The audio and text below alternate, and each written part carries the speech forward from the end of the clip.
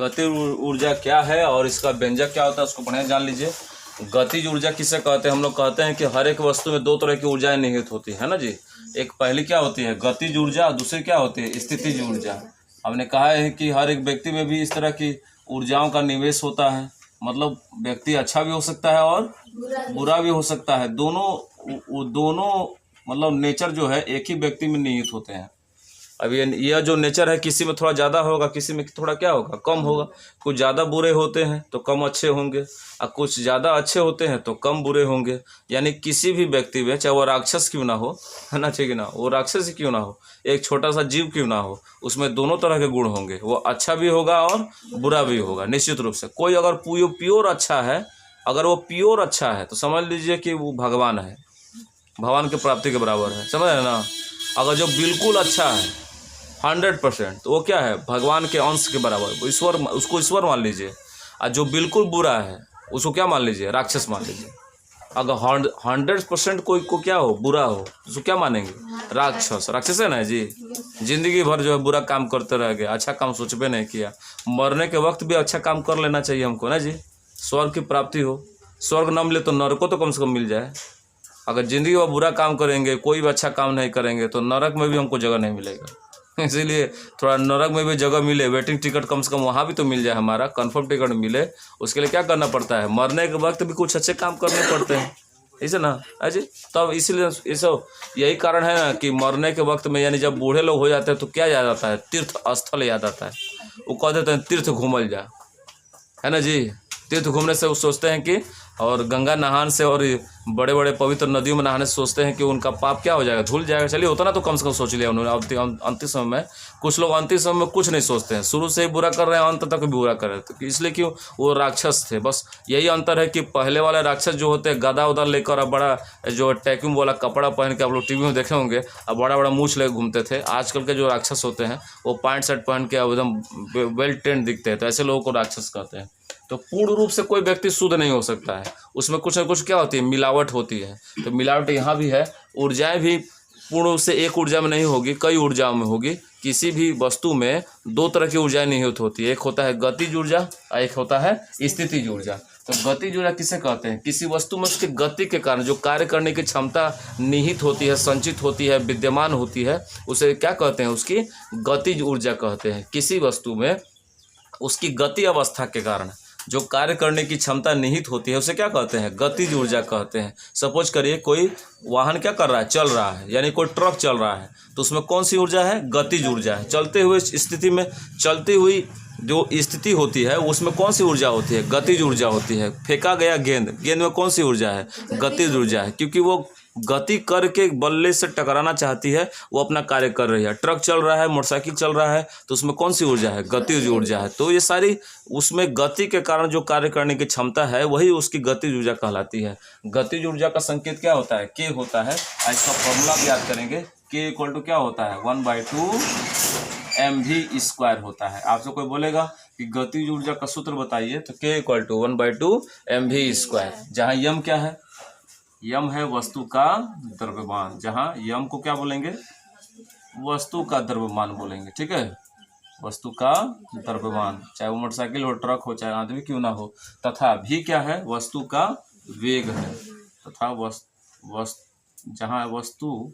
जहाँ यम क्या है, वस्तु का द्रव्यमान, और भी क्या है, वस्तु का क्या है, वेग है। यानी जो जिस वेग से गति कर रहा है और जिसके कारण उसकी कौन सी ऊर्जा हमको दिखाई दे रही है, गतिज ऊर्जा दिखाई दे रही है, वो कौन है, भी है।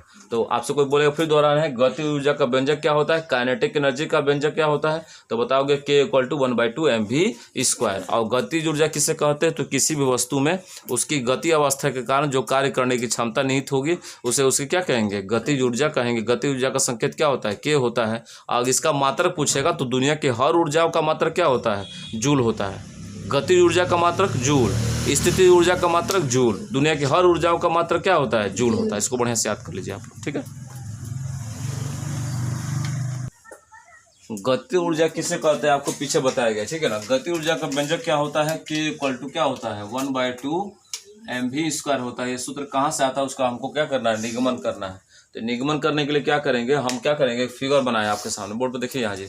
यहाँ दो वस्तुएं नहीं है, एक ही वस्तु है। एक ही वस्तु की दो स्थितियां दर्शाई गई है। यह पहली स्थिति है प्रारंभिक स्थिति, जब वस्तु क्यों कौन सी स्थिति में थी, विराम अवस्था में थी।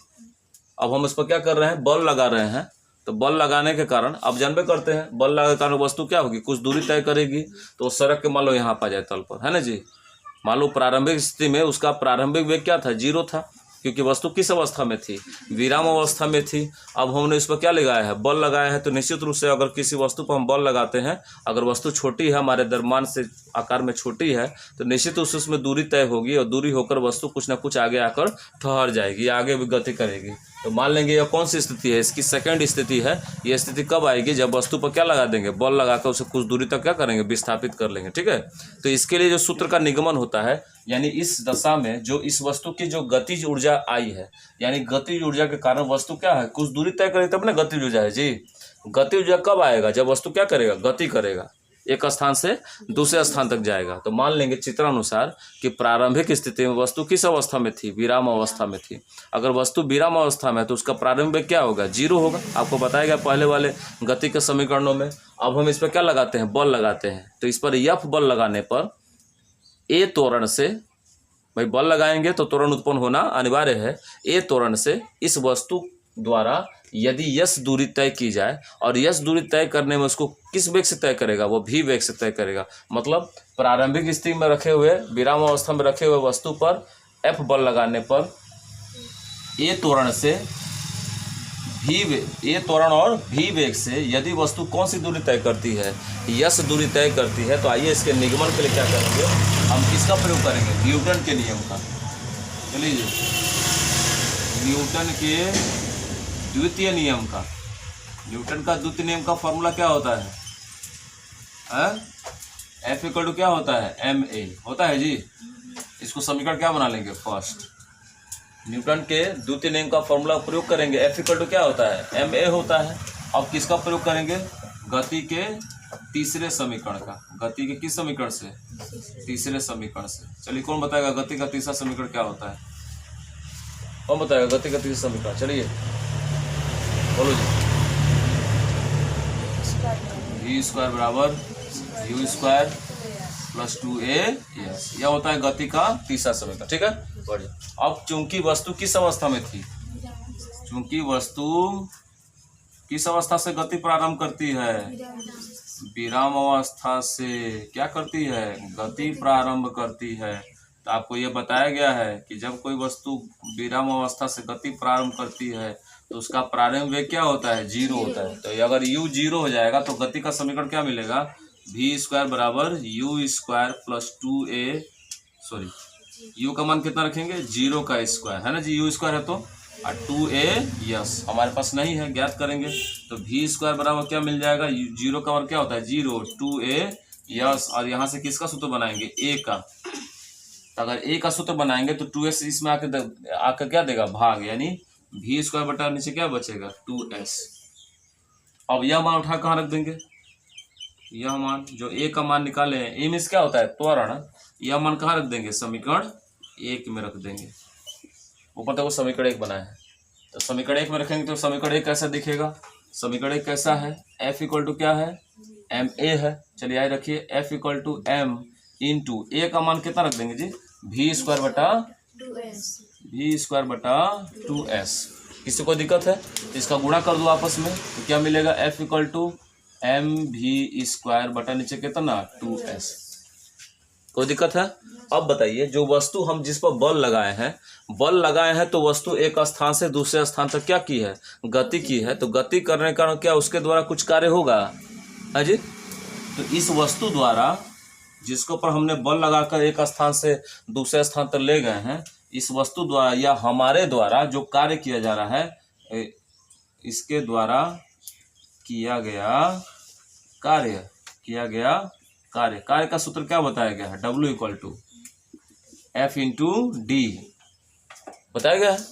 तो W equal to F into D के जगह क्या रखेंगे, S, क्योंकि हमने विस्थापन नहीं तय कराया, क्या तय कराया है, दूरी तय कराया है। अगर W equal to F into S होगा तो W बराबर, थोड़ा ध्यान देंगे, जहाँ F होगा वहाँ क्या रख सकते हैं, mv स्क्वायर बटा नीचे कितना 2s। अब बगल में क्या है, यस है। तो यस यस क्या हो गया, कैंसिल हो गया। तो डब्लू बराबर क्या बचा, mv² बटा नीचे कितना 2। इसको शुद्ध रूप से गणित में क्या लिख सकते हैं ऐसे, W इक्वल टू, ध्यान दीजिएगा, एक ऊपर एक गुणा में छुपा हुआ है तो 1/2 सामने कर लेंगे और mv² को लास्ट में कर देंगे। लेकिन दिक्कत यह है, हमारा आया है सूत्र किसके रूप में, कार्य के रूप में। अब एक शब्द हम लिखने जा रहे हैं, उसको याद करिएगा।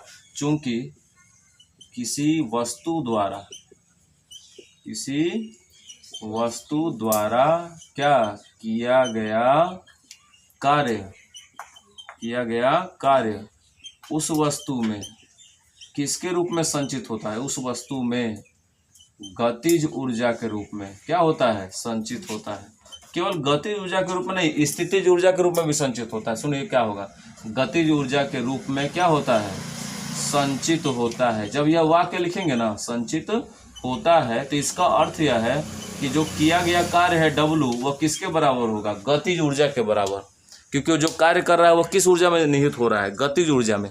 यानी उसके द्वारा जो किया गया कार्य है उसका परिणाम क्या प्राप्त होता है, गतिज ऊर्जा। यानी W बराबर क्या लिख सकते हैं, K। जब W बराबर K लिखेंगे, इस वाक्य को ज्ञात कर लीजिए, तो जहाँ W वहाँ K लिखेंगे तो आपका सूत्र क्या मिल जाएगा, 1/2 mv²। ये आपका निगमन है जिसके लिए हम लोग परेशान थे।